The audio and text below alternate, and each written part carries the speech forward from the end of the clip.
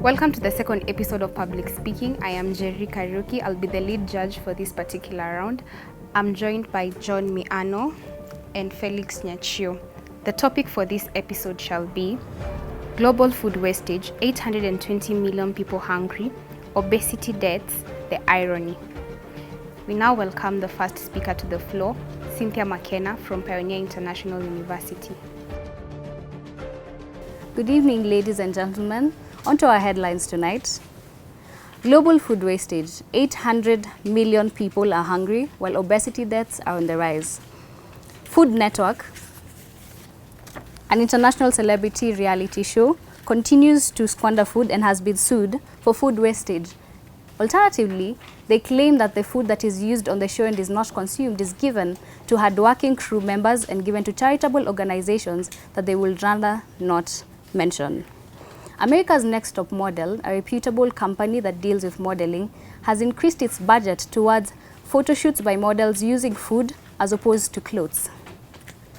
In the same world, in the wake of COVID-19, due to high lockdown and boredom rises, we have seen the rise of Netflix and chill culture, and also food for boredom campaigns that encourage people to spend time at home while binge eating.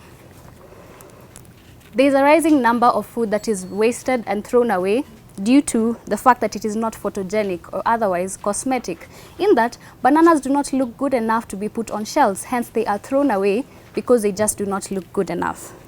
On to other news. The French government has launched the réchauffé culture. Réchauffer is a French word that means reheat. It is a culture that is going to teach people how to re-innovate new food or food that has already been cooked before in order to ensure that food wastage goes down. The United Nations otherwise has launched the Food as a Resource campaign that is going to ensure, for example, the United Nations agrarian reforms. However, the World Bank has failed to ratify these reforms. The agrarian reform is a reform that is going to ensure that included in the human rights in the international world, we are going to have the right to own land as a right. However, the World Bank says that this is going to be problematic due to the rising number of congestion for the urban population. The United Nations Guide for Lazy People as to how they can conserve the environment shows that they can also help this movement in preventing wastage of food by otherwise collecting this food that has been thrown away because it is not photogenic or cosmetic. On to the big question and the poll that I have for you, my viewers, tonight. We can see that the rise of social movements such as the Me Too movement and the Black Lives Matter movement are lacking Senate support due to the main parties in this country, that being the Proletariat Party versus the Bourgeoisie Party. You as my viewers, which ones do you support? The Proletariat Party says that they are not in support of social movements because they cannot rally for social justice issues on an empty stomach, while the bourgeoisies claim that they are too fat to run for social justice issues because they cannot protest on the streets. I have been your host tonight. Thank you, and see you later in the evening for more in-depth reports. Thank you. Thank you very much, Cynthia. We now welcome the second speaker, Stephanie Wachira from the University of Nairobi. There's very few things in this life that cannot be explained. Number one, the Bermuda Triangle. Number two, a sinkhole, at least I believe so. And number three is love. So let's talk about love. In a few sentences, let's go through the story of Romeo and Juliet. So Romeo and Juliet is a love story that has been hailed numerous times, but I find it a very tragic one, and so do many people. So Romeo, in his undying and ending love for Juliet, poisons himself, thinking that Juliet is dead. Juliet was still alive, how foolish. Juliet, on the other hand, stabs herself after waking up from a coma to realize that her beloved Romeo is dead. That's what happens when you have too much love.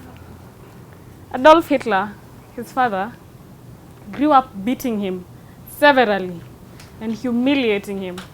His mother was too distraught by the loss of 3 daughters to do anything about it. She had lost three daughters to a respiratory disease, and he was absolutely terrified of his hunchback sister Johanna. So what happened to Hitler, as we all know? So Hitler ended up hitting out at 5 million people of a different race simply because his father hit him. That is basically what happens when you have extremities of love. When you have too little love, you become a Hitler. When you have too much of it, you become a Romeo and Juliet. There's no sincerer love than the love of food. But there's nothing as dramatic as love whenever it's not appropriated the right way. One of the biggest issues that we face is a global food shortage. There's 820 million people who are hungry, but there's people who are dying of obesity deaths, and there's people who are wasting food. I clump them up in one category. One of the biggest reasons why we have food shortage is because food is used as an expression of love. In African communities, the more you eat, the more you love that food, and the more you love that family, essentially. And that is how we view food. And the more we cook, and the more we serve, the more we throw away, the more we waste, and basically the more we become the Romeos and Juliets and the Hitlers of this society. 820 million people are going hungry, but we are using food as a celebration of love. 820 million people are going hungry, and because of our celebration of love in terms of food, there's people who are dying of obesity. And then there's people who do not have the access to that love, and they're dying of hunger. So what do we have to do? We have to minimize the love that is food. We have to minimize the sincerity of food as a love language. Eat that crust. Reheat that food. Yes, I said eat that crust. I know there's those that like the soft part, but eat that crust. Reheat that food. Don't be a perfectionist. I know there's Pinterest and there's Instagram, but food at the end of the day remains to be food. Food is a source of life. It is not a picture on Instagram. It is more than a video on Pinterest, and as such, let's eat that food. Store your food correctly. Let us donate food. Let's Netflix and chill and leave food out of it. It did not sign up for that particular package. Let us talk about sustainable growing of food. Let us talk about sustainable eating of food so that we can save these 820 million people. We do not want to be Romeos, we do not want to be Juliets, we do not want to be Hitler, because the common factor in all these things is that they died. 820 million people are hungry. Some of them could potentially die. There's those that are obese. Some of them could potentially die. Romeo, Juliet, Hitler. We do not want to be some of them. Thank you.